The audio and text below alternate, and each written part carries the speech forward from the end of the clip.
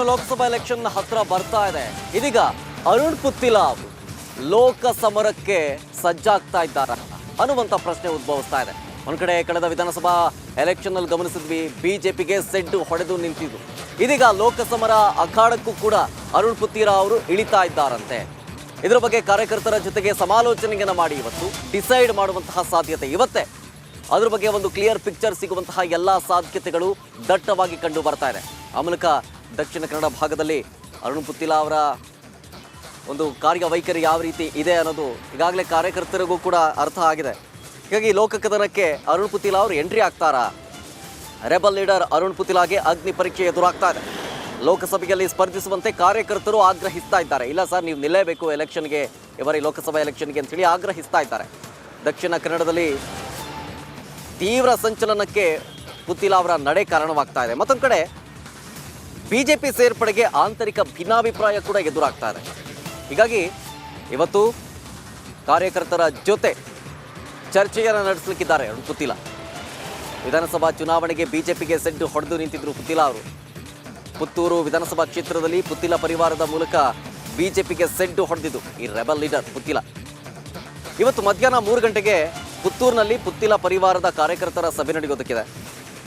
ಈ ಸಭೆಯಲ್ಲಿ ಕಾರ್ಯಕರ್ತರ ಜೊತೆ ಅರುಣ್ ಪುತ್ತಿಲ ಸಮಾಲೋಚನೆಯನ್ನು ನಡೆಸ್ತಾರೆ.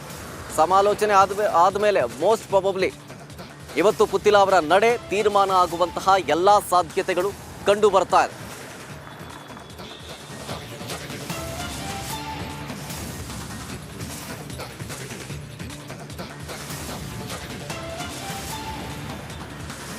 ಇದ್ರ ಬಗ್ಗೆ ಹೆಚ್ಚಿನ ಡೀಟೇಲ್ಸ್ ಕೊಡ್ತಾರೆ ನಮ್ಮ ಪ್ರತಿನಿಧಿ ದಿನೇಶ್ ನಮ್ಮ ಜೊತೆಗೆ ನೇರ ಸಂಪರ್ಕದಲ್ಲಿ. ದಿನೇಶ್, ಅರುಣ್ ಪುತ್ತಿಲ ಅವರು ಈ ಬಾರಿ ಲೋಕಸಭಾ ಎಲೆಕ್ಷನ್ಗೆ ನಿಲ್ತಾರ?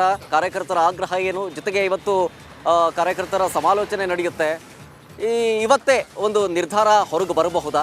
ಏನ್ ಡೀಟೇಲ್ಸ್ ಕೊಡ್ತೀರಿ?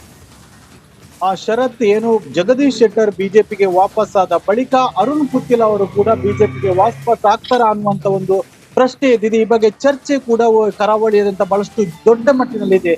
ಹೀಗಾಗಿ ಅರುಣ್ ಪುತ್ತಿಲ ಅವರು ಬಿಜೆಪಿಗೆ ಬರ್ತಾರ ಅಥವಾ ಪುತ್ತಿಲ ಪರಿವಾರದಲ್ಲಿ ಲೋಕಸಭೆಗೆ ಸೇರ್ತಾರ ಅನ್ನುವಂತ ಮಟ್ಟಿನಲ್ಲಿ ಬಹಳಷ್ಟು ದೊಡ್ಡ ಚರ್ಚೆ ಇದೆ. ಅರುಣ್ ಪುತ್ತಿಲ ಅವರು ಬಿಜೆಪಿಗೆ ಬರುವುದಕ್ಕೆ ಕೆಲವೊಂದು ಆಂತರಿಕ ಭಿನ್ನಾಭಿಪ್ರಾಯಗಳು ಕೂಡ ಎರಡು ವರ್ಗದಲ್ಲೂ ಕೂಡ ಇದೆ. ಅಂದ್ರೆ ಪುತ್ತಿಲ ಪರಿವಾರದಲ್ಲೂ ಕೂಡ ಇತ್ತ ಬಿಜೆಪಿಯಲ್ಲೂ ಕೂಡ ಇದೆ. ಅಂದ್ರೆ ಬಿಜೆಪಿಯಲ್ಲಿ ಬಹಳಷ್ಟು ಪುತ್ತಿಲ ಅವರ ಬಗ್ಗೆ ಕೂಡ ಅಸಮಾಧಾನ ಇರುವಂತದ್ದು ಲೋಕಲ್ ಆಗಿ, ಅಂದ್ರೆ ಪುತ್ತೂರಿನಲ್ಲಿ. ಅಂದ್ರೆ ಕಳೆದ ವಿಧಾನಸಭಾ ಚುನಾವಣೆ ವೇಳೆಗೆ ಇವರು ಬಿಜೆಪಿಯಿಂದ ಹೊರ ಹೋಗಿ ಪುತ್ತಿಲ ಪರಿವಾರದ ಮೂಲಕ ಸ್ಪರ್ಧೆ ಮಾಡಿದ್ರು. ಇದು ಒಂದು ಕಡೆ ಬಿಜೆಪಿ ಸೋಲಿಗೂ ಕೂಡ ಕಾರಣವಾಗಿತ್ತು. ಹೀಗಾಗಿ ಪುತ್ತಿಲ ಪರಿವಾರ ಒಂದ್ ಕಡೆ ಆದ್ರೆ ಬಿಜೆಪಿ ಒಂದ್ ಕಡೆ, ಬಹಳಷ್ಟು ಇವರ ನಡುವೆ ಕೂಡ ಭಿನ್ನಾಭಿಪ್ರಾಯಗಳು ಕೂಡ ಇರುವಂತದ್ದು. ಇನ್ನು ಬಿಜೆಪಿ ಹೈಕಮಾಂಡ್ಗೆ ಅಥವಾ ಬಿಜೆಪಿ ನಾಯಕರಿಗೆ ಪುತ್ತಿಲ ಅವರನ್ನು ಕರ್ಕೊಂಡು ಬರುವಂತ ಒಲವಿದ್ರು ಕೂಡ ಪುತ್ತೂರಿನ ಬಿಜೆಪಿ ಸ್ಥಳೀಯ ಮಟ್ಟದ ಬಿಜೆಪಿ ಏನಿದೆ ಅಲ್ಲಿ ಕಾರ್ಯಕರ್ತರಿಗೆ, ಅಲ್ಲಿನ ಒಂದಷ್ಟು ನಾಯಕರಿಗೆ ಪುತ್ತಿಲ ಬರುವುದರ ಬಗ್ಗೆಯೂ ಕೂಡ ಅಸಮಾಧಾನ ಕೂಡ ಇರುವಂತದ್ದು. ಇನ್ನು ಪುತ್ತಿಲ ಅವರಿಗೂ ಕೂಡ ತಮ್ಮ ಪುತ್ತಿಲ ಪರಿವಾರವನ್ನು ಬಿಟ್ಟು ಹೋಗುವುದಕ್ಕೂ ಕೂಡ ಸಾಧ್ಯ ಆಗುದಿಲ್ಲ. ಯಾಕಂದ್ರೆ ತನಗೋಸ್ಕರವಾಗಿ ರಚನೆಯಾದಂತ ಒಂದು ಪರಿವಾರ ಸಂಘಟನೆ ಅದು. ಹೀಗಾಗಿ ಪುತ್ತಿಲ